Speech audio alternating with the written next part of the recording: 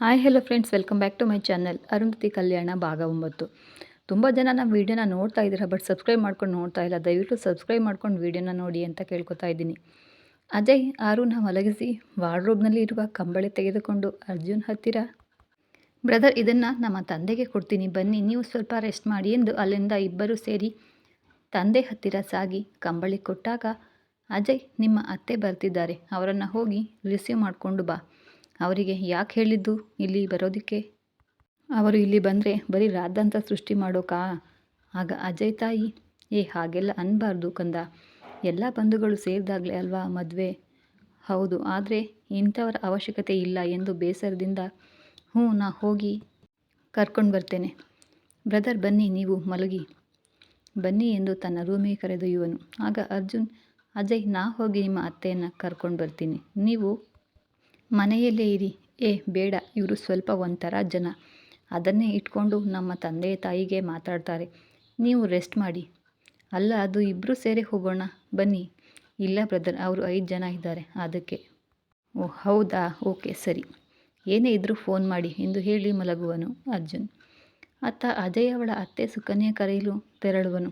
ನಂತರ ಅರ್ಜುನ್ ಮಲಗುವಾಗ ಆರು ನೆನಪಿಗೆ ಬಂದು ಅವಳ ಕಣ್ಣು ನೀಳವಾದ ಮೂಗು, ಹಾರಾಡುವ ಕೂದಲು, ಅವತ್ತು ಅವರ ಮನೆಯಲ್ಲಿನ ಅವತಾರಕ್ಕೂ ಇಲ್ಲಿಗೂ ತುಂಬ ವ್ಯತ್ಯಾಸ ಇದೆ. ಹೀಗೆ ಇದ್ದರೆ ಎಷ್ಟು ಚೆಂದ. ನಾಳೆಗೆ ನಿನ್ನ ಮಾತಾಡಿಸೋದಕ್ಕೆ ಟ್ರೈ ಮಾಡ್ತೀನಿ ಕಣೆ.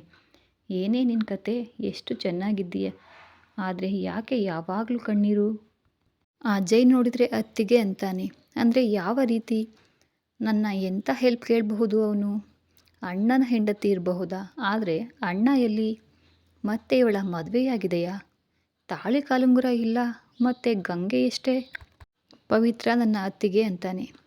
ಈಗ ಇದ್ದಿದ್ದರೆ ಕೇಳಬಹುದಿತ್ತು. ಮದುವೆ ದಿನ ಸೀರೆಯಲ್ಲಿ ಹೇಗೆ ಕಾಣಬಹುದು ಆರು? ಕಲ್ಪನೆಯಲ್ಲೇ ಎಷ್ಟು ಚೆನ್ನಾಗಿ ಕಾಣ್ತಾಳೆ ಎನ್ನುತ್ತಾ ಮಲಗುವನು ಅರ್ಜುನ್. ಬೆಳಗ್ಗೆ ಆರು ರೆಡಿಯಾಗಿ ದೂರದಲ್ಲಿ ನಿಂತು ನೋಡುವಾಗ ಅರ್ಜುನ್ ಆರೋಳನ್ನು ನೋಡುತ್ತಾ ನಿಂತಿರುವನು.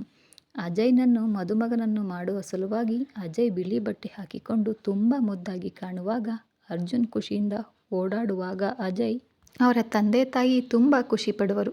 5 ಜನ ಮುತ್ತೈದೆಯರು ಉಡಿ ತುಂಬಿಕೊಂಡು ಅಜಯ್ಗೆ ಎಣ್ಣೆ ಹಚ್ಚಿ ಆರತಿ ಮಾಡಿ ಅರಿಶಿನ ಹಚ್ಚಬೇಕೆಂದು ಅರ್ಜುನ್ಗೆ ಅಜಯ್ ತಾಯಿ, ಅರ್ಜುನ್ ಅರಿಶಿನ ಬಟ್ಟಲು ಅಡಿಗೆ ಕೋಣೆಯಲ್ಲಿ ಇದೆ, ತಗೊಂಡು ಬಾಪ.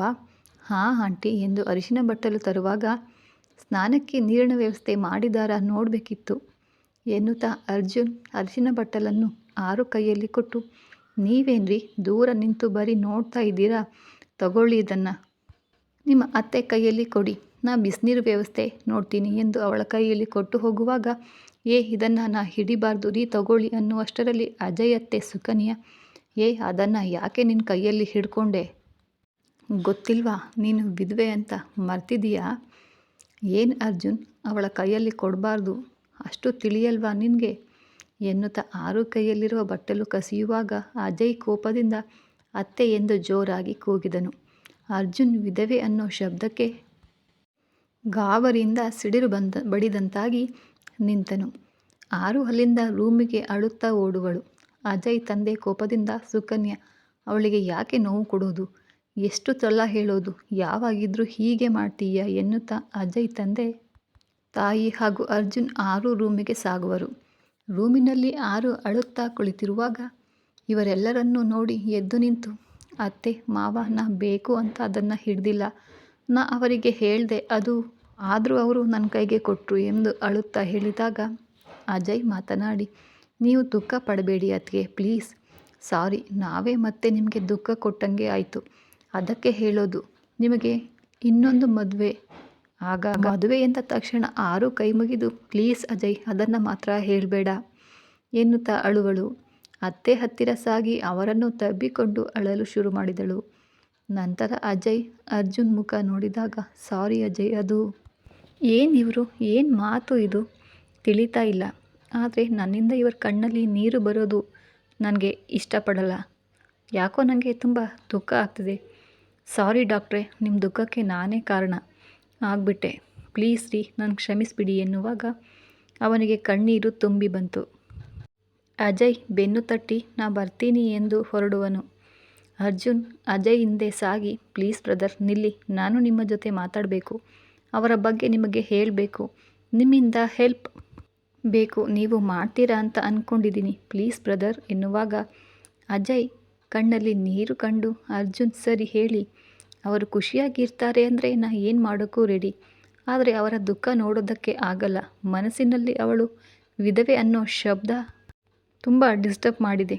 ಮತ್ತೆ ತಾನು ಪ್ರೀತಿ ಮಾಡುವ ವಿಷಯ ಇನ್ನೂ ದುಃಖವಾದಾಗ, ಸರಿ ಅಜಯ್, ಈಗ ನಿಮ್ಮ ಕಾರ್ಯಕ್ರಮ ಮುಗಿಸಿ ಆಮೇಲೆ ಮಾತಾಡೋಣ ಎಂದು ಅಲ್ಲಿಂದ ಸಾಗುವನು. ನಂತರ ಆರು ರೂಮಲ್ಲೇ ಉಳಿದು ಅಜಯ್ ಅರಿಶಿನ ಶಾಸ್ತ್ರ ಮಾಡುವರು. ಅರ್ಜುನ್ ತನ್ನಿಂದ ಇವಳಿಗೆ ನೋವಾಯ್ತಲ್ಲ ಅಂದ್ಕೋತಾನೆ. ಅಜಯ್ ಹತ್ತಿರ ಬಂದು, ಬನ್ನಿ ಬ್ರದರ್, ನಾ ಮಾತಾಡಬೇಕು ಎನ್ನುವಾಗ ಸುಕನ್ಯಾ ಅರ್ಜುನ್ ಹತ್ತಿರ ಬಂದು, ಓ ನೀನು ಆ ಸಚಿನ್ ಇದ್ದಾಗೆ ಇದೆಯಾ, ಅವನು ಇವಳಿಗೆ ತಾಳಿ ಕಟ್ಟಿದ ದಿನಾನೇ ಸತ್ ಹೋದ, ನಿನಗೂ ಅಂತ ಆಸೆ ಇದ್ದರೆ ಬಿಟ್ಬಿಡು, ಅವಳ ಕಾಲ್ಗುಣ ಸರಿ ಇಲ್ಲ ಎನ್ನುವಾಗ ಅಜಯ್, ಅತ್ತೆ ಸುಮ್ಮನೆ ಇರಿ ನೀವು, ಹಾಗೇನಿಲ್ಲ ಬ್ರದರ್, ಬನ್ನಿ ನೀವು ಏನು ವಿಷಯ ಅನ್ನೋದನ್ನು ನಾ ಹೇಳ್ತೀನಿ. ಆಗ ಸುಕನ್ಯಾ, ಏನೋ ಹೇಳ್ತೀಯಾ, ಅವತ್ತೇ ಆಕ್ಸಿಡೆಂಟಲ್ಲಿ ನಿಮ್ಮ ಅಣ್ಣ ಅನ್ನಿಸ್ಕೊಂಡವ ಸತ್ನಲ್ಲ. ಆಗ ಅರ್ಜುನ್, ಅವಳನ್ನು ನಾ ಮದುವೆ ಆಗ್ತೀನಿ, ಏನು ಆಗುತ್ತೋ ನಾನು ನೋಡೇ ಬಿಡ್ತೀನಿ, ನಾ ಎಂದೂ ಇಂಥ ಅಪಶಕುನ ಕಾಲ್ಗುಣ ಅನ್ನೋದನ್ನು ನಂಬಲ್ಲ ನಾನು ಎನ್ನುತ್ತಾ ಅಜಯ್ ರೂಮಿಗೆ ಸಾಗುವನು. ಅಜಯ್ ಅವನ ಹಿಂದೆ ಇದ್ದ ತಂದೆ ತಾಯಿಗೆ ತುಂಬ ಖುಷಿಯಾಗಿ ಅಜಯ್ ರೂಮಿಗೆ ಬಂದಾಗ ಅರ್ಜುನ್ ತಲೆ ಹಿಡಿದು ಕುಳಿತ. ಅಲ್ಲಿ ಅಜಯ್ ತಂದೆ ತಾಯಿ ನೋಡಿ, ಅಂಕಲ್ ಹೇಳಿ ಏನು ಅವರ ಪ್ರಾಬ್ಲಮ್, ಅವಳನ್ನು ನಾ ಮದುವೆ ಆಗೋಕೆ ರೆಡಿ. ಆಗ ಅಜಯ್ ತಂದೆ ಅರ್ಜುನ್ ಜೊತೆ ಮಾತನಾಡಿ, ತುಂಬ ಸಂತೋಷ ಆಯಿತು ಕಣಪ್ಪ, ಆದರೆ ನಿಮ್ಮ ಮನೆಯಲ್ಲಿ ಅದನ್ನು ಬಿಟ್ಟು ಹಾಕಿ ಅಂಕಲ್, ಇವರ ವಿಷಯ ಹೇಳಿ, ಅಂದರೆ ಇವರ ಮದುವೆ ನಿಮ್ಮ ಮಗನ ಜೊತೆ ಆಗಿದೆಯಾ, ಆದರೆ ಎಲ್ಲಿನೂ ನಿಮ್ಮ ಮಗನ ಫೋಟೋ ಹಾಕಿಲ್ಲ, ನಾ ಎಲ್ಲಿನೂ ಅವರ ಫೋಟೋ ನೋಡೇ ಇಲ್ಲ. ಯಾಕೆ ಅಂಕಲ್, ಏನು ವಿಷಯ ಹೇಳಿ, ಆರು ಬಂದಿದ್ದಕ್ಕೆ ತೆಗೆದು ಇಟ್ಟಿದ್ದು, ಅವಳು ತುಂಬ ದುಃಖ ಪಡ್ತಾಳೆ ಅಂತ ನಾವೇ ಕನ್ಯಾ ನೋಡಿ ಮದುವೆ ಫಿಕ್ಸ್ ಮಾಡಿದ್ವಿ, ಬರೀ 2 ತಿಂಗಳಲ್ಲಿ ಮದುವೆ ಡೇಟ್ ಸಹ ಫಿಕ್ಸ್ ಮಾಡಿದ್ವಿ. ಆರು ಮನೆಯಲ್ಲಿನೂ ತುಂಬ ಖುಷಿಯಿಂದ ಒಪ್ಪಿಕೊಂಡು, ಆರು ತಂದೆ ತಾಯಿನೇ ಮನೆ ಮುಂದೆ ತುಂಬ ಚೆನ್ನಾಗಿ ಮದುವೆ ಮಾಡಿಕೊಟ್ರು. ಆದರೆ ಅವತ್ತು ಇಲ್ಲಿಗೆ ಕರೆದುಕೊಂಡು ಬರುವಾಗ ಆಕ್ಸಿಡೆಂಟ್ ಆಗಿ ತೀರಿಕೊಂಡ ಎನ್ನುತ್ತಾ ಬಂದ ಕಣ್ಣೀರನ್ನು ಒರೆಸಿಕೊಳ್ಳುವಾಗ ಅರ್ಜುನ್, ಅಂಕಲ್ ನೀವು ದುಃಖ ಪಡೋದು ನೋಡೋದಕ್ಕೆ ಇಷ್ಟ ಇಲ್ಲ ಅಂಕಲ್, ಪ್ಲೀಸ್ ಅಳಬೇಡಿ. ಆಗ ಅಜಯ್ ಕಣ್ಣಲ್ಲೇ ಸಮಾಧಾನ ಹೇಳಿ, ಮುಂದೆ ಹೇಳಿ ಪಪ್ಪ ಎಂದಾಗ, ಒಂದು ಲಾರಿ ಇವರ ಕಾರ್ಗೆ ಅಡ್ಡವಾಗಿ ಬಂದು ಗುದ್ದಿದಾಗ ನನ್ನ ಮಗ ಮತ್ತು ಡ್ರೈವರ್ಗೆ ಪೆಟ್ಟಾಗಿ ಹಾಸ್ಪಿಟಲ್ಗೆ ಅಡ್ಮಿಟ್ ಮಾಡಿದ್ವಿ. ಆಗ ಅಜಯ್ಗೆ ಮತ್ತು ಆರುಗೆ ಚಿಕ್ಕ ಪುಟ್ಟ ಗಾಯಗಳಾಗಿದ್ವು, ಆದರೆ ಆರುಗೆ ಬೇಗ ಪ್ರಜ್ಞೆ ಬರಲೇ ಇಲ್ಲ. ನನ್ನ ಮಗ ಜೀವ ಹೋಗುವಾಗ ಆರುಗೆ ಇನ್ನೊಂದು ಮದುವೆ ಮಾಡಿ, ಅವಳಿಗೆ ಯಾವುದೇ ಕಾರಣಕ್ಕೂ ಯಾರು ಅಪಶಕುನ ಅಂತ ಅನ್ನಬಾರ್ದು, ಅವಳು ಜೀವನದಲ್ಲಿ ತುಂಬ ಖುಷಿಯಾಗಿರಬೇಕು ಅಂತ ಭಾಷೆ ಮಾಡಿಸ್ಕೊಂಡ. ಅದನ್ನು ಆರು ಪ್ರಜ್ಞೆ ಬಂದಾಗ ಹೇಳಿದರೆ ಕೇಳ್ತಾನೇ ಇಲ್ಲ, ಯಾವುದೇ ಕಾರಣಕ್ಕೂ ನಾ ಇನ್ನೊಂದು ಮದುವೆ ಆಗಲ್ಲ ಅಂತ ಹಠ ಹಿಡಿದು ಕೂತಿದ್ದಾಳೆ. ಆಗ ಅರ್ಜುನ್, ಅಂಕಲ್ ಮತ್ತೆ ನಾ ಮದುವೆ ಆಗ್ತೀನಿ ಅಂದರೆ ಆರು ಒಪ್ತಾರಾ. ಈ ಕತೆ ಇಲ್ಲಿಗೆ ಮುಂದುವರಿಯುವುದು. ನಿಮ್ಮ ಅನಿಸಿಕೆ ಅಭಿಪ್ರಾಯಗಳನ್ನು ಕಮೆಂಟ್ ಮೂಲಕ ತಿಳಿಸಿ. ಇನ್ನೂ ಯಾರೆಲ್ಲ ನಮ್ಮ ಚಾನಲ್ನ ಸಬ್ಸ್ಕ್ರೈಬ್ ಮಾಡ್ಕೊಂಡಿಲ್ಲ, ಬೇಗ ಹೋಗಿ ಸಬ್ಸ್ಕ್ರೈಬ್ ಮಾಡ್ಕೊಳ್ಳಿ. ಮುಂದೆ ಆರು ಮದುವೆಗೆ ಒಪ್ಕೋತಾಳಾ ಅಂತ ಕಾಯ್ತಾ ಇರಿ ನೋಡೋದಕ್ಕೆ. ಮುಂದಿನ ವಿಡಿಯೋದಲ್ಲಿ ಮತ್ತೆ ಸಿಗೋಣ. ಧನ್ಯವಾದಗಳು.